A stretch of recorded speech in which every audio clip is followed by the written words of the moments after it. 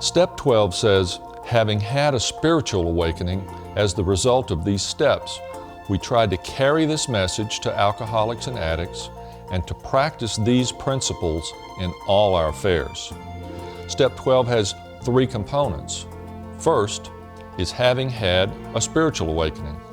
Second is carrying the message to other suffering addicts. And third is practicing the 12 steps in every area of our lives. The terms spiritual experience and spiritual awakening are used throughout the 12-step literature.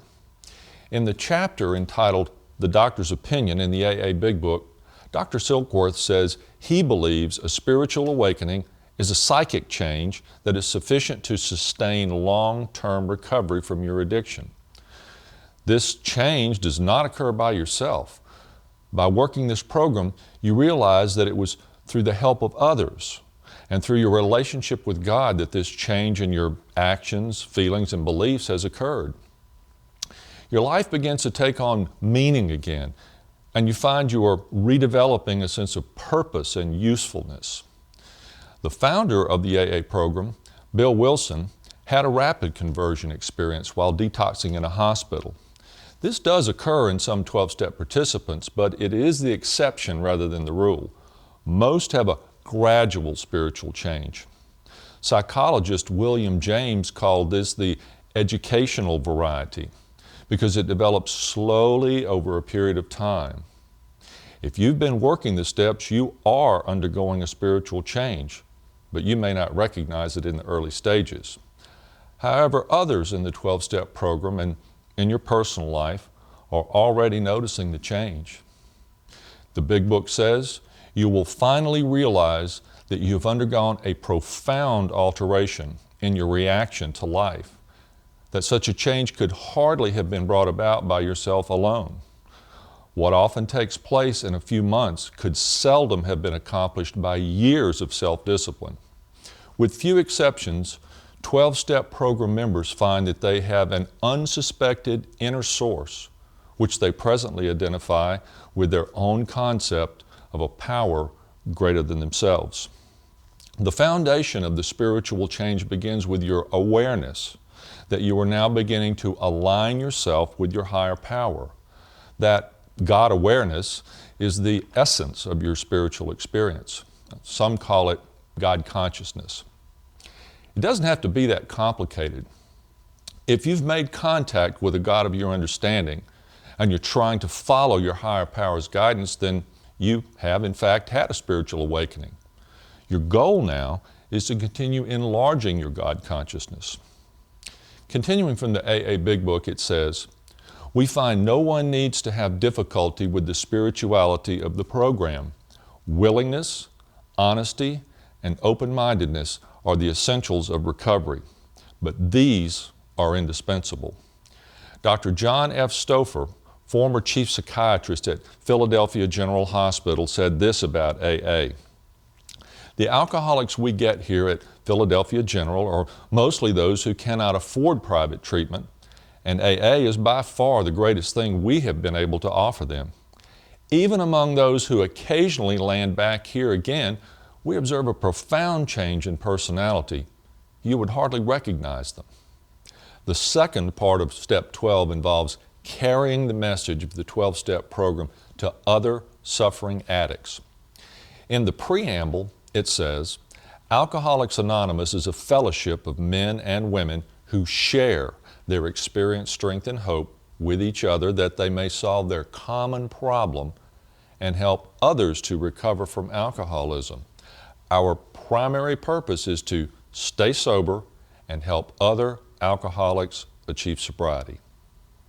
The Big Book says that practical experience shows that nothing will ensure immunity from drinking or your addiction as intensive work with other alcoholics and addicts will. It works when other activities fail. Try thinking of God as your new employer and ask Him in your morning meditation what He would have you do to help someone else that day. Being of service to others is critical to the continued growth and maintenance of your sobriety. There are several ways of helping others in the 12-step program. Attending 12-step meetings is one way, By your presence in attending 12-step meetings, you are providing support for others who need a meeting that day. Sharing at meetings or being willing to be a speaker at a 12-step meeting are great ways of carrying the message to other suffering addicts. You can also do service work for your 12-step group by arriving early to prepare coffee or even cleaning after the meeting. And the final way is actually making a 12-step call to visit another suffering addict and share your experience, strength, and hope. But I strongly recommend that you read Chapter 7 in the AA Big Book entitled Working with Others before deciding to go on a 12-step call. This begins on page 89 in the 4th edition. It details what to do and what not to do before you go on a 12-step call.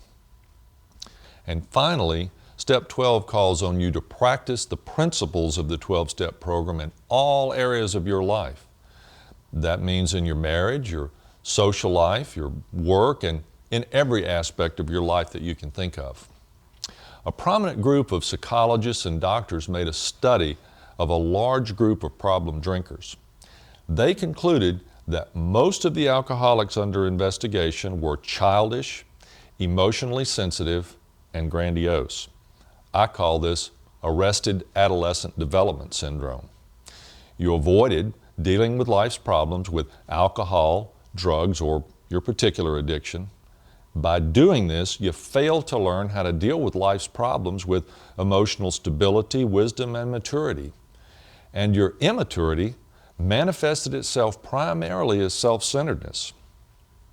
As you incorporate this program into your life, your demands for emotional security, financial security, and perfect romance will give way to a more mature view of expectations from life, and you'll begin to accept life on life's terms. This begins to eliminate your need to try and dominate others or demand that others take care of you to fulfill those immature wishes. And when that happens, you begin to live life with the concept of a partnership with those around you. Love, freely given, brings a full return.